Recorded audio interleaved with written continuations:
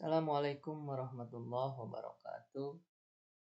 Jumpa lagi dengan saya, salah satu guru di STN 3 Cipancar, Kecamatan Leles, Kabupaten Garut. Kali ini saya akan mencoba menganalisis yang sedang viral mengenai dokumen atau perangkat pembelajaran yang harus dibuat di kurikulum Merdeka. Kita ke dasar hukumnya. Di sini saya ada 3 dasar hukum.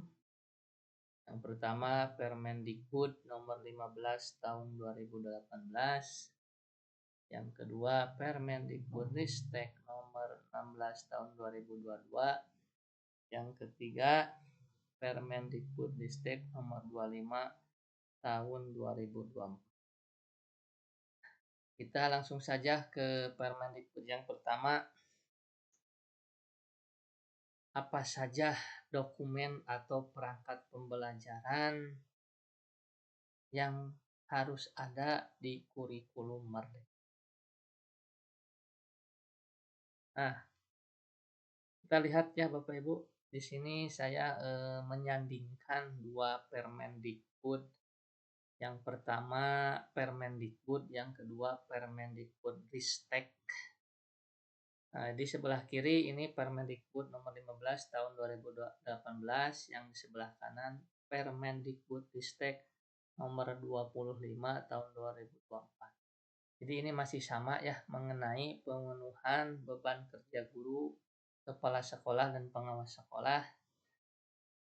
Nah, sekarang ini ada yang terbaru, karena ada perubahan maka diterbitkanlah Permendikbudristek yang perubahan ini. Baik, kita ke sebelah kiri. Ini mengenai dokumen atau perangkat ajar. Terutama di pasal 4 ya, sama kedua-duanya pasal 4. Jadi di pasal 4 ada revisi, ini di Permendikbud 15. Ini yang pertama mengenai merencanakan pembelajaran.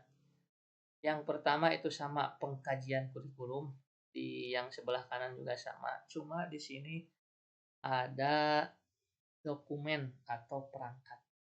Di sini di Permendikbud 15 masih ada kata silabus pembelajaran, ada program tahunan dan semester. Kita logikanya seperti ini, kenapa masih ada? Karena kan kurikulumnya masih kurikulum tahun 2013. KI dan KD-nya serta silabusnya itu disediakan oleh pemerintah.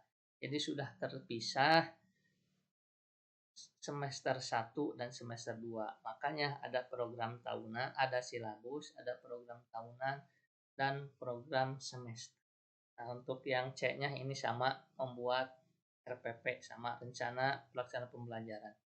Nah, apakah sekarang di kurikulum Merdeka harus membuat silabus, program tahunan, dan semester?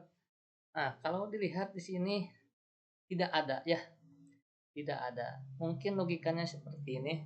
Jadi kurikulum Merdeka itu gelondongan dalam 1 tahun, dan yang disediakan oleh pemerintah hanya capaian pembelajarannya saja. Ya, itu dalam 1 tahun, tidak dibuat dalam 2 semester. Makanya di sini tidak ada program tahunan dan program semester. Jadi apakah di kurikulum mereka harus ada prota dan prosem? Kalau lihat di permennya itu tidak ada ya. Jadi kalau tidak membuat ya tidak apa-apa. Jadi bukan keharusan. Tapi bagaimana di daerah kita misalkan harus ada prota dan prosem, itu mungkin kebijaksanaan ya. Itu kalau kebijaksanaan itu kembali lagi ke kebijakan daerah masing-masing. Nah, adapun tidak membuat prota prosem menurut saya itu bukan keharusan. Ya, karena tidak melanggar dasar hukumnya. Jadi tapi kembali lagi itu ke kebijaksanaan. Kalau kebijaksanaan ada ya ada. Walaupun tidak ada ya menurut saya tidak apa-apa gitu. Karena kita mengacu ke Permendikbudristek ini. Nah, itu mengenai dokumen atau perangkat ajar untuk kurikulum merdeka. Apakah masih ada program tahun atau semester? Kalau lihat di pen ya, yang perubahan nomor 5 itu seharusnya tidak ada. Tapi bagaimana kalau guru membuat, misalkan suatu daerah membuat kebijakan? Nah, itu namanya kebijakan, bukan keharusan. Ya, ada keharusan, ada kebijakan. Kalau dilihat di sini seharusnya tidak ada. Tapi kalau kembali ke kebijakan asli, ya kita harus mengikuti sesuai kebijakan daerah masing-masing. Nah, itu dokumen atau perangkat ajar yang tadinya ada menjadi tidak ada di kurikulum merdeka. Yang selanjutnya, nah ini mengenai aturan atau apa ya? Bukan aturan, yang harus ada di RPP mungkin ya. Ini Permendikbudnya nomor 16 tahun 2002 mengenai standar proses. Di sini sudah jelas ya di pasal 4, dokumen perencanaan pembelajaran dalam pasal 3 ayat 3 paling sedikit tuh atau minimal harus ada 3 kriteria ini.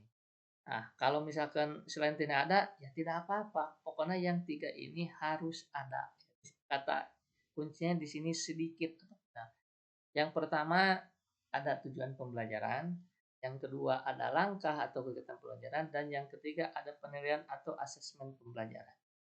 3 ini saja sudah ada di RPP atau di Belajar, ini sudah sesuai dengan regulasi atau Permendikbud nomor 16 ini. Nah, jadi cukup 3 ini ya untuk RPP atau Belajar. Mengenai RPP atau modal ajar ini sebenarnya sudah ada ya. Kalau kita rajin literasi itu pemerintah sudah menyediakan nih PPA, Panduan Pembelajaran dan Asesmen edisi revisi 8. Kalau saya baca di situ komplit benar, komplit termasuk contoh-contohnya itu sudah sangat tahap-tahapnya sudah sangat jelas. Kalau Bapak Ibu rajin membacanya, sebenarnya tidak terlalu sulit. Contohnya sudah ada. Tinggal kita ada kemauan. Ya di situ ini khususnya mengenai RPP atau modul ajar di PPA 2024 itu rencana pembelajaran ini dapat berupa tuh. Ya, jadi kalau ada guru yang masih membuat RPP jangan disalahkan.